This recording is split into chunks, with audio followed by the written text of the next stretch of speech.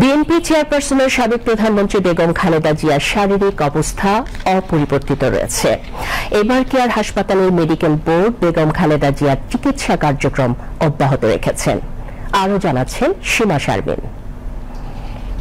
Medical board গঠিত চিকিৎসকদের ভাষ্য মতে বিএনপি চেয়ারপারসন ও সাবেক প্রধানমন্ত্রী বেগম খালেদা জিয়ার স্বাস্থ্যের উন্নতি কাঙ্ক্ষিত পর্যায়ে বলা যাবে না। বয়সজনিত কারণটা অনেক বড় হিসেবে দেখা হচ্ছে।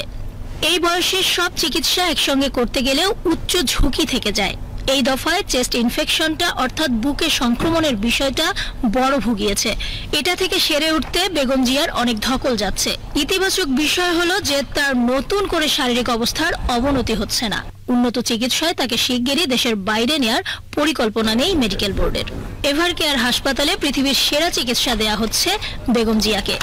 এ বিষয়ে একজন চিকিৎসক বলেন, বিদেশের হাসপাতালে চাইলে তৎক্ষণাৎ পরীক্ষা নিরীক্ষা করা সম্ভব হয় না এবং চাইলেই যথাসময়ে পরীক্ষার রিপোর্ট পাওয়া যায় না। এগুলো সময় সাপেক্ষ ব্যাপার। আর দেশে খালেদা জিয়া একজনই, এটাই যথেষ্ট। দেশের শীর্ষ বিজ্ঞ চিকিৎসকদের সঙ্গে মেডিকেল বোর্ডে যুক্ত রয়েছে যুক্তরাজ্য, যুক্তরাষ্ট্র ও চীনের বিশেষজ্ঞ চিকিৎসক দল।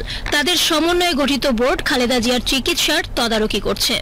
কারাগারে যাওয়ার পর থেকে সময় মতো সঠিক চিকিৎসা পাননি বেগম জিয়া।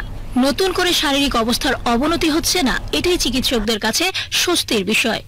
দেশে ফেরার পর মেডিকেল বোর্ডের বৈঠকে সশরীরে অংশ নেন খালেদা জিয়ার পুত্রবধূ ডক্টর জুবাইদা রহমান।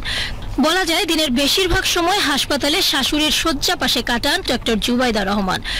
বাসায় থাকার সময়ও টেলিফোনে টাইম টু টাইম শাশুড়ির স্বাস্থ্যের খোঁজ খবর রাখছেন। চিকিৎসার বিষয়গুলো তিনি সমন্বয় করেন। এদিকে বিশেষ এয়ার অ্যাম্বুলেন্স আসবে কি আসবে না সে বিষয়ে বিএনপির পক্ষ থেকে নতুনভাবে কিছুই জানানো হয়নি। সীমা শারমিন, বিটিভি নিউজ।